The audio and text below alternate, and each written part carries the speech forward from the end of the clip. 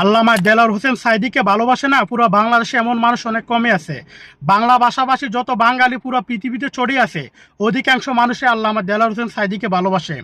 এমন একটা মানুষ যিনি যিনি নাকি দুনিয়াতে নাই, তিনি মারা গেছেন, তিনি শহীদ হয়ে গেছেন। এমন একটা মানুষকে নিয়ে যে বিকৃত ছবিটা বানালো এই ছেলেটা নাকি ছাত্রলীগের একজন কর্মী।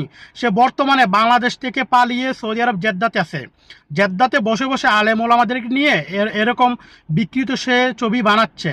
তার বাড়ি হচ্ছে চট্টগ্রাম জেলা লোহাগাড়া উপজেলা পুটিবিলা গোরস্তান সৌদেরপাড়া এলাকায়। তার নাম হচ্ছে আজাদ, তার বাবার নাম হচ্ছে হারুন। সে বর্তমানে সৌদি আরব জেদ্দাতে আছে। এখানে বসে বসে এমন এসব ভিডিওগুলো বানাচ্ছে। আমি অনুরোধ করব প্রিয় মুসলিম ভাইয়েরা, আপনারা ভিডিওটি শেয়ার করে দেন এবং প্রতিবাদ করেন। অলরেডি তার বাড়ি আমাদের লোহাগাড়াবাসী শনাক্ত করে ফেলেছে। আমি গতকালকে একটা ভিডিও বানিয়েছিলাম এই বিষয়ে। আমি চট্টগ্রামের বাসায় বলেছিলাম, অনেকে আমাকে মেসেঞ্জারে নক দিচ্ছে, আমার বাসা নাকি বুঝে না কি বলছি সেটা। তাই আমি আবার শুদ্ধ ভাষায় এই ভিডিওটা বানাতে বাধ্য হলাম। আমি সবাইকে অনুরোধ করব এই বিষয়ে আপনারা প্রতিবাদ করেন।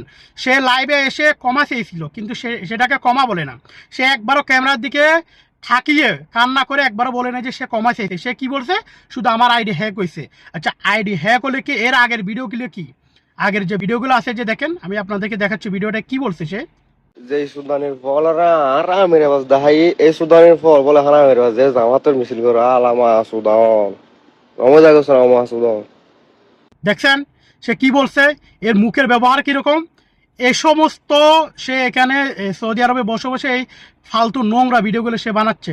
আমি সবাইকে অনুরোধ করবো আপনারা প্রতিবাদ করেন, তার বিরুদ্ধে অ্যাকশন নেন। আসসালামু আলাইকুম।